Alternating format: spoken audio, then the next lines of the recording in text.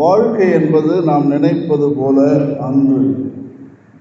இந்த மேலோட்டமான வாழ்க்கையை நாம் புரிந்து கொண்ட ஒரு வாழ்க்கை அன்று. வாழ்க்கை ஒரு முரண்பாடு. Life is a paradox. அதுதான் இன்றைய வாசகங்கள் நமக்கு சொல்லுகின்றன. முதல் வாசகம், முதலில் முரண்பாடு என்றால் பிறப்பும் இறப்பும், தோற்றமும் வீழ்ச்சியும், சிரிப்பும் அழுகையும், தீமையும் நன்மையும். இப்போ நீங்கள் புரிஞ்சுக்கிட்டீங்கன்னு நினைக்கிறேன். இதுதான் வாழ்வு என்பது. இதுதான் லைஃப் இஸ் அ பேரடாக்ஸ். வாழ்வு என்பது முரண்பாடுகளை கொண்டது. இதுதான் உதாரணம். இதை வச்சுக்கிட்டு நீங்கள் நான் சொல்கிற கருத்துக்களை புரிந்து கொள்ளலாம்.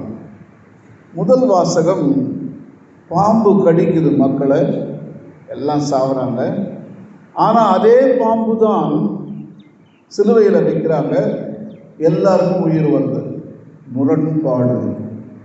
பாம்பு நம்மளை கடிக்குது, நம்ம ஆஸ்பத்திரிக்கு போகிறோம், அதே பாம்பு விஷம் தான் நம்ம பாடியில் குத்துறாங்க, நம்ம வாழ்க்கையில் வாழ்கிறோம். முரண்பாடு. Snake byte and anti venom ரெண்டுமே. ரெண்டாம் வாசகத்தில் நாம் அதே முரண்பாட்டை பார்க்கிறோம்.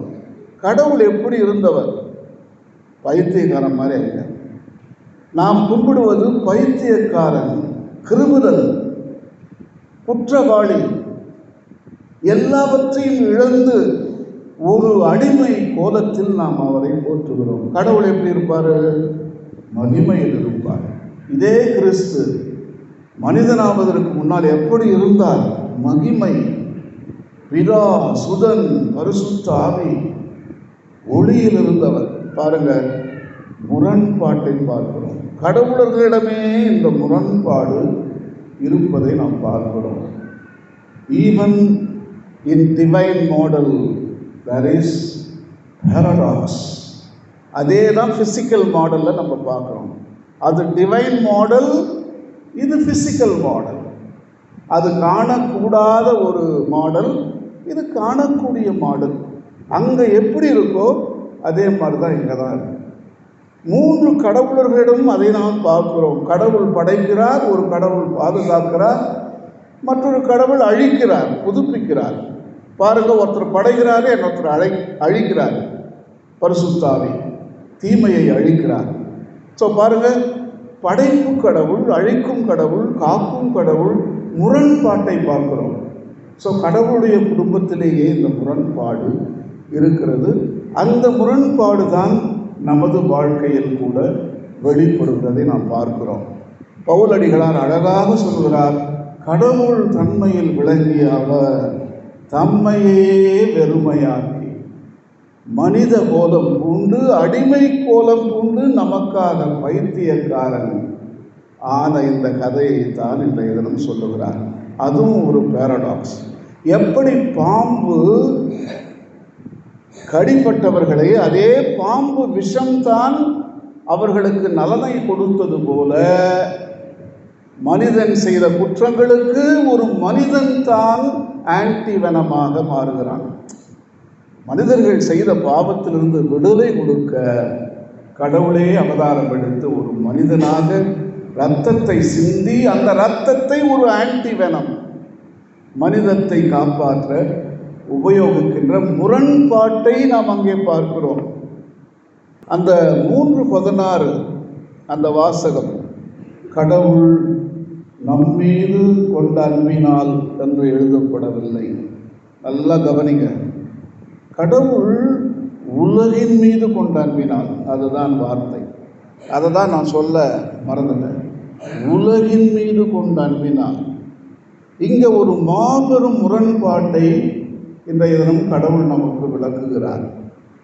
2000 வருஷமாக நாம் என்ன பண்ணோம்?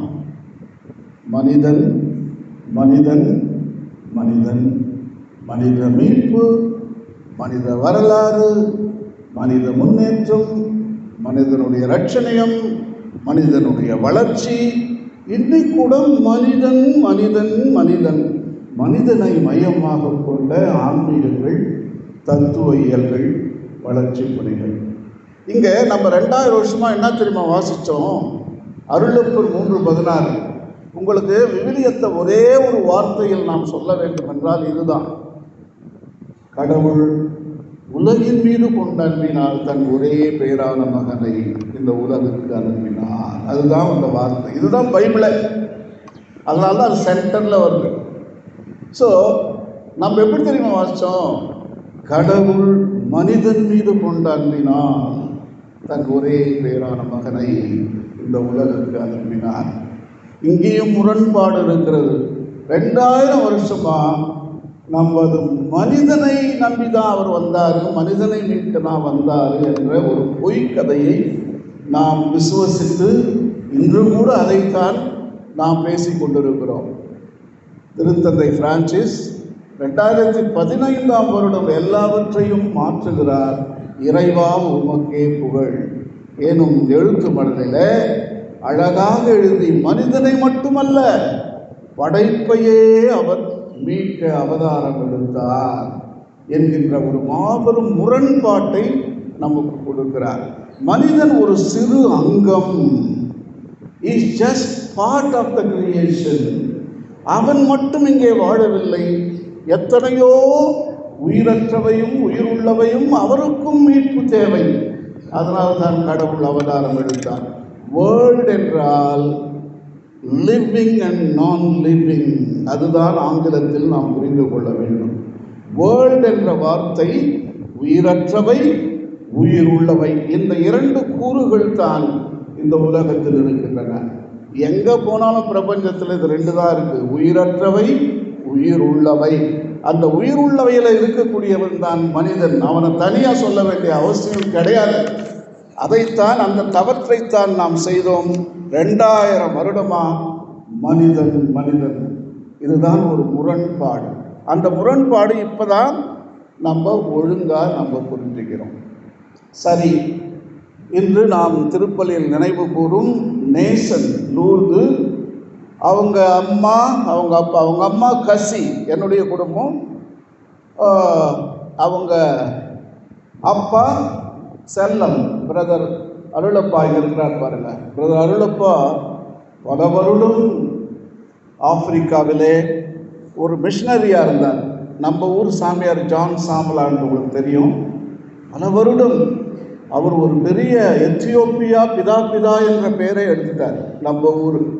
அதே மாதிரி பிரதர் அருளப்பா பல நாடுகளுக்கு சென்று வேத போதகத்தை அறிவித்திருக்கிறார். மிஷனரி, பல மொழிகளை பேசுவார், ஆனால் பேசவே மாட்டார், அமைதியாக இருப்பார். நிறை குடம் ததும்பாது என்று சொல்வார்கள்.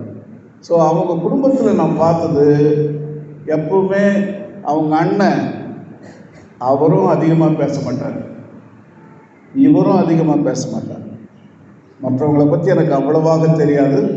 ஸோ அவங்க பொறுமையானவர்கள், கனிவானவர்கள், அப்படியே இருப்பாங்க.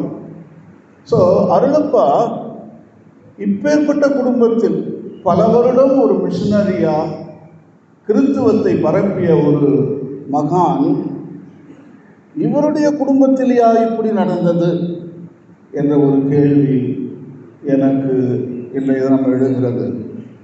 ஒரு முரண்பாடு. கசி என்பது ஒரு முரண்பாடு, செல்லம் என்பது ஒரு முரண்பாடு.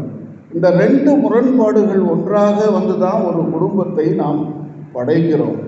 ஸோ அந்த குடும்பத்தில் பிறந்த அந்த குழந்தை ஒரு எதிர்காலம் இல்லாமல் என்று நாம் நினைக்கிறோம். இங்கே தான் நீங்கள் புரிந்து கொள்ள வேண்டும், வாழ்க்கை என்பது ஒரு முரண்பாடு. வயசாயும் சாகலாம், இளமையாகவும் சாகலாம். அந்த முரண்பாட்டில் உள்ளடங்கியவர் தான் இயேசு. 33 வயசுலேயே ஒழுங்கான சாவுல கிரிமினல்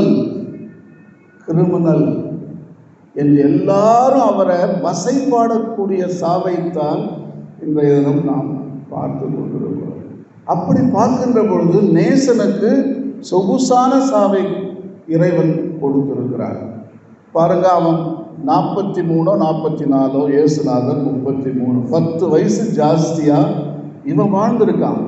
ஆனால் இயேசுநாதருடைய முரண்பாடு, கடவுளே வந்தாருங்க, 33 வயசு தான் வாழ்ந்தாரு, இதாங்க இவர் 100 வருஷமாக வாழ்ந்துக்கிட்டு இருக்காரு. இங்கே பாருங்க, முரண்பாடு முரண்பாடு இதுதான். அதாவது வாழ்விலே நீண்ட நாட்கள் வாழ்வது ஒரு அருமையான வாழ்வு என்று சொல்ல முடியாது. சொற்ப காலத்திலேயே ஒரு சில பேர் அந்த நீண்ட நாட்கள் வாழக்கூடிய அனுபவத்தை குறுகிய காலத்திலே பெற்று விடுகிறார்கள். ஸோ இதுதான் இங்கே இருக்கக்கூடிய ஒரு பேரடாக்ஸ், ஒரு முரண்பாடு. இப்படியாக வாழ்விலே இந்த துன்பமும் இன்பமும் அழுகையும் சிரிப்பும் வேதனையும் நிம்மதியும் இப்படி முரண்பாடுகளை வைத்தது தான் இந்த வாழ்க்கை. நான் ஏற்கனவே சொன்னது போல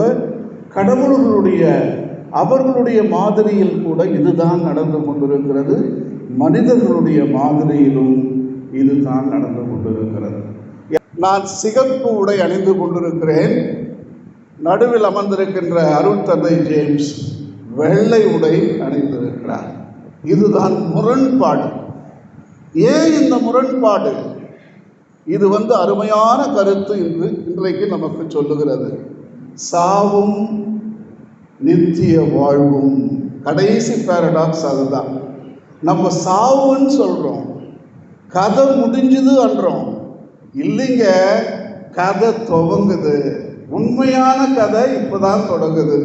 இது வரைக்கும் நடந்தது கனவு, இதுதான் நனவு என்பதை உணர்த்துவதற்குத்தான் நாங்கள் ரெட்டு போட்டிருக்கோம், அங்கே ஒயிட் போட்டிருக்காரு.